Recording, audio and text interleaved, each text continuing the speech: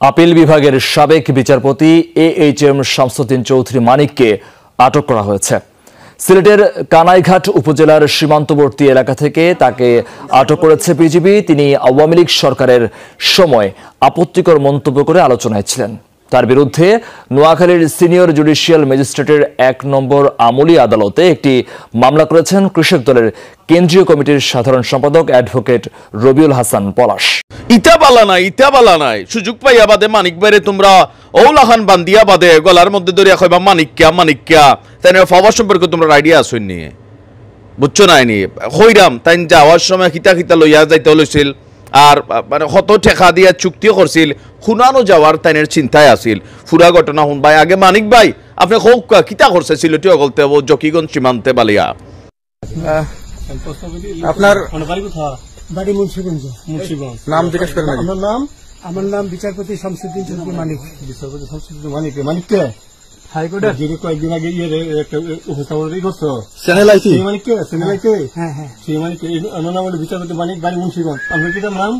পিতার নাম মরহুম আব্দুল হাকিম চৌধুরী। আব্দুল হাকিম চৌধুরী। গুড। জি আপনি শুনি তাইনরে দেখিয়া লাগেনি যে ও মানিক ভাই ইকুয়াল টু এই মানিক ভাই। দাড়ি লাগছে মাশাআল্লাহ, কত ভালো লাগে, ফাইন লাগে চেহারা দেখিয়া। আইজ আমার মায়া লাগছে তাইনরে দেখিয়া। এর আগে যতবার দেখছি মনে হচ্ছে ডিকটেটর, আইজ দেখলাম বিগ টিম রে ভাই।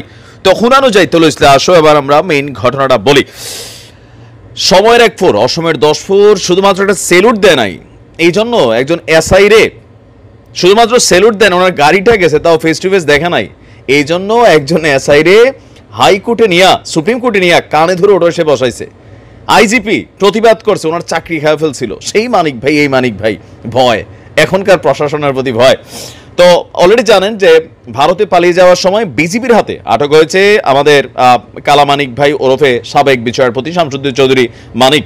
সিলেটের জকিগঞ্জ সীমান্ত থেকে রাত 11:20 তাকে আটক করা হয়। তো কি পাওয়া গেল? পালিয়ে যাওয়ার সময় 15,000 টাকায় চুক্তি হয়েছিল সীমান্ত পার করে দিবে। তুমি এত টাকাওয়ালা মানুষ, তুমি মনে করলা যে এটা 15,000 টাকা দিয়ে গীতা করতে হয়, টেকার পরিমাণ বাড়ান দরকার আসলো, টেকা গীতা খবর লইয়া যাবেন মানিক ভাই। আচ্ছা, সাথে কি ছিল?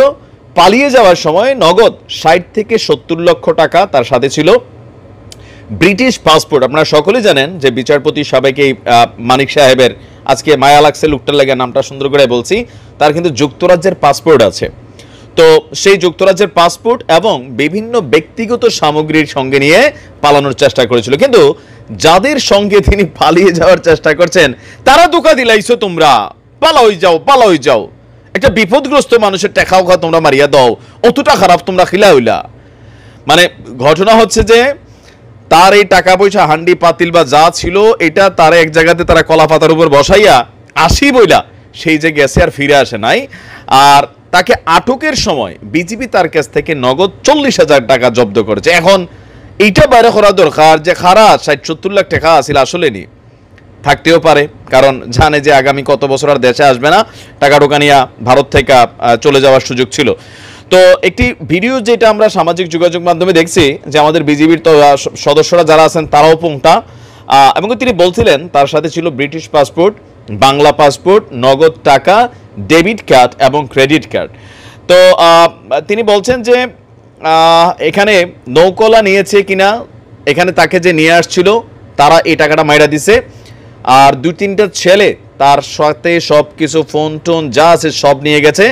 আর 15,000 টাকা চুক্তিতে আসছিলাম, ওই টাকা তাদের দিয়েছে, কিন্তু পরে ওই 2 ছেলে আমাকে মারধর করে সব নিয়ে গেছে। কোন এলাকায় মারধর করা হয়েছে জানতে চাইলে তিনি বলছেন যে ইন্ডিয়ার ভেতরে নিয়া, মানে তিনি ইন্ডিয়ার ভেতরে গেলেন আবার কেমনে আসলেন আমরা পুরোটা নিজেরও বুঝতেছি না, যে এখানে তো কিছু তো একটা কাহিনী হয়েছে। তো কেন পালাচ্ছে? প্রশাসনের ভয়ে। তার বক্তব্য এখন পর্যন্ত তিনি কোনো জুলুম করেননি। আর দীপ্তি চৌধুরীর সাথে সে বেয়াদবির জন্য তিনি ক্ষমা চাইছেন, এমনকি তিনি বারবার গেঞ্জি উপর করে বোঝাতে চাচ্ছিলেন যে তিনি অনেকটা অসুস্থ। মানিক ভাই, এমনই হয়, আপনি তো এই জাস্টিস একটা লেভেলে গত 15 বছর কাঁপাইয়ে আসছেন, বহুত মানুষের ফাঁসি দিয়েছেন। আজকে আপনার চেহারার দিকে আপনি তাকান, আজকে আপনার কেন এই দশা? কারণ বিচার বিভাগটাকে যারা নষ্ট করছে এদের মধ্যে আপনি একজন। পাওয়ার ছিল, ক্ষমতা ছিল, যারা তারে ফাঁসি দিয়ে দিচ্ছেন একটা টাকা পয়সা বা অবৈধ পদ পদবীর লোভে। আজকে আপনার ফাঁসি হবে না, মানে আপনার যে অবস্থানটা সেটা ফাঁসির চেয়ে কম কিবা। আইনের মাধ্যমে তার বিচার হবে। ভালো থাকুন।